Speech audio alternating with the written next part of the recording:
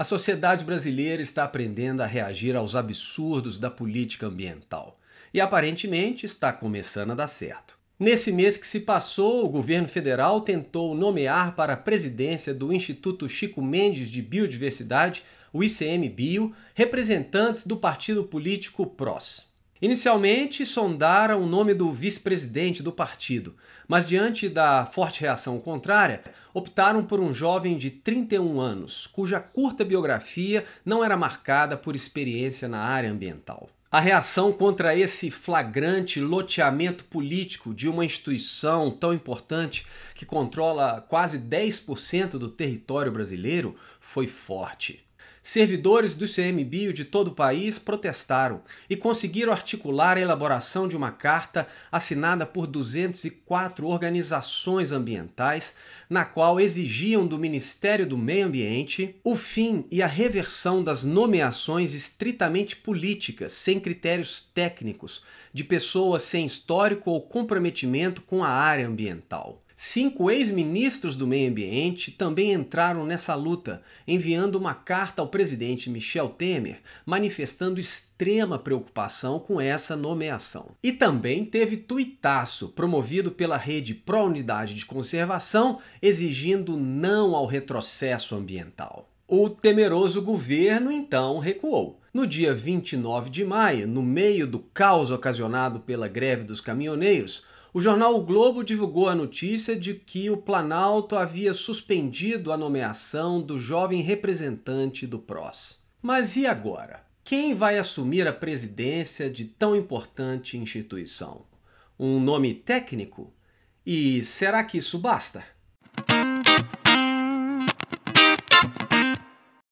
Os ambientalistas ganharam uma batalha contra o loteamento político do ICMBio, mas agora inicia uma outra batalha, a seleção de um líder competente na pasta ambiental. Esta batalha talvez seja mais difícil que a anterior, porque esse tipo de líder é um dos mais raros do mercado. Há décadas, pesquisadores de todo o mundo tentam identificar os traços ideais de grandes líderes. A literatura nessa área é volumosa. Quase todo mês aparece um novo livro de algum novo guru tentando nos ensinar a ser líderes. Essa literatura se alastrou para a área ambiental. Nos últimos anos surgiram livros sobre ecoliderança, liderança sustentável e até sobre líderes ambientais em países em desenvolvimento. Mas o conteúdo dessa literatura é frustrante para o brasileiro experiente.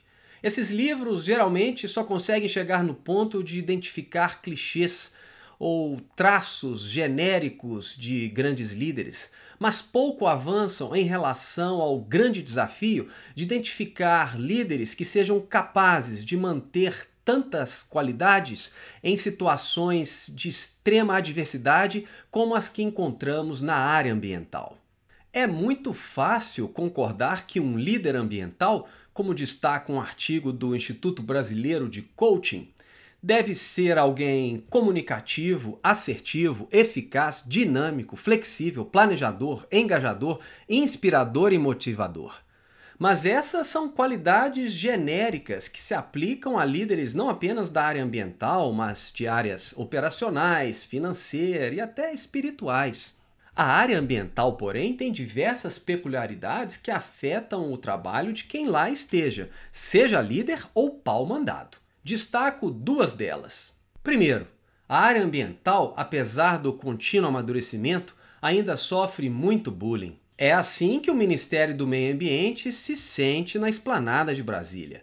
Aqueles edifícios retangulares, apesar de arquitetonicamente iguais, tratam de forma muito diferente seus servidores. Alguns ganham muito mais e são frequentemente ouvidos pelo alto escalão do governo. Outros, como os servidores do Ministério do Meio Ambiente, são frequentemente vistos com desconfiança, como se não tivessem o pé na realidade ou não quisessem o bem do país. Segundo, a área ambiental é quase sempre institucionalizada como um apoio periférico. Gerentes e diretores de meio ambiente, seja do setor público ou privado, sabem muito bem disso, pois eles quase nunca são cotados para assumir os grandes cargos de onde trabalham. Líderes de meio ambiente costumam desempenhar papéis de apoio que quase nunca são percebidos como essenciais para a organização. Nesse contexto, liderar uma área ou uma pasta ambiental requer muito jogo de cintura, muita resiliência, paciência e capacidade de engolir sapo. Na área ambiental, você trabalha sabendo que a sua equipe é mal remunerada, mas que não há vontade política por parte da alta administração de mudar essa situação.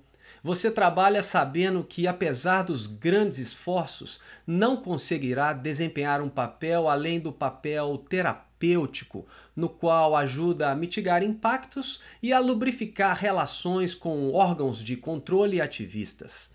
É muito difícil transformar as organizações e direcioná-las para lugares antes não imaginados, como querem os gurus de liderança.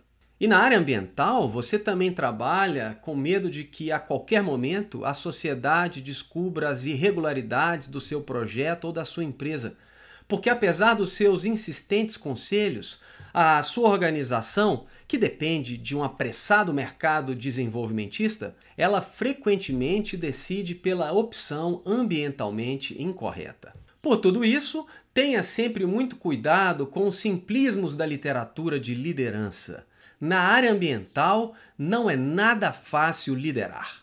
A sociedade brasileira reagiu bem. Nós não podemos aceitar essa prática retrógrada de lotear politicamente instituições ambientais. Mas, ao mesmo tempo, nós temos que continuar encarando a dureza da realidade. Quem quer que assuma o ICMBio vai ter que gerenciar uma importante instituição que, infelizmente, não é prioridade para qualquer governo.